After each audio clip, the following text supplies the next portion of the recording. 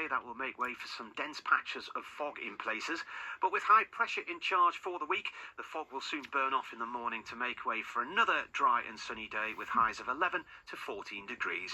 And for an update at any time, ask your smart speaker to play BBC News for Radio Tees. The sound of where we live. BBC Radio Tees Sports. Yes, good evening. Welcome along to your Monday night's BBC Radio Tees Sport. I'm Matty Nixon with you through until 7 o'clock tonight when Jojo Hatfield takes over with your evening show.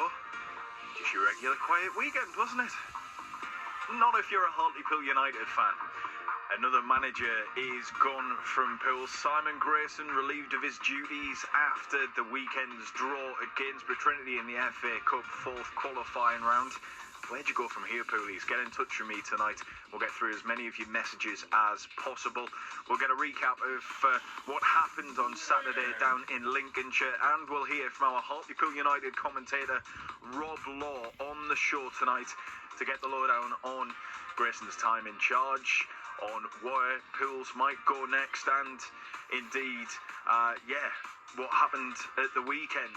Well, there is, of course, an FA Cup replay, which will give you a bit of a clue as to what happened at the weekend to come tomorrow night. Nicky Featherstone will be in charge for Pools in the interim, and will be in the dugout for that one tomorrow night. He'll be assisted by Elliot Dickman, who came in at the club as first-team coach inside the last week or so.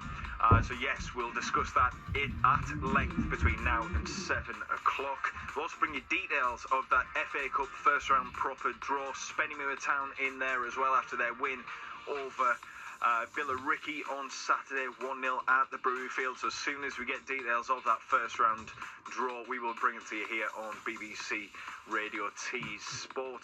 We'll reflect on that win for Moors by hearing from manager Graham Lee, and we'll also reflect on a pretty dismal day for Darlington as they crashed out of the competition with a 6-0 thumping at home to AFC Telford United. We'll hear from Steve Watson after that one. And we'll also talk Speedway as well, because there was an unfortunate incident last night at the South Tees Motorsport Park where a crash saw a bike fly over the fences and towards spectators. Happy to report that those spectators have been released after some precautionary checks at hospital.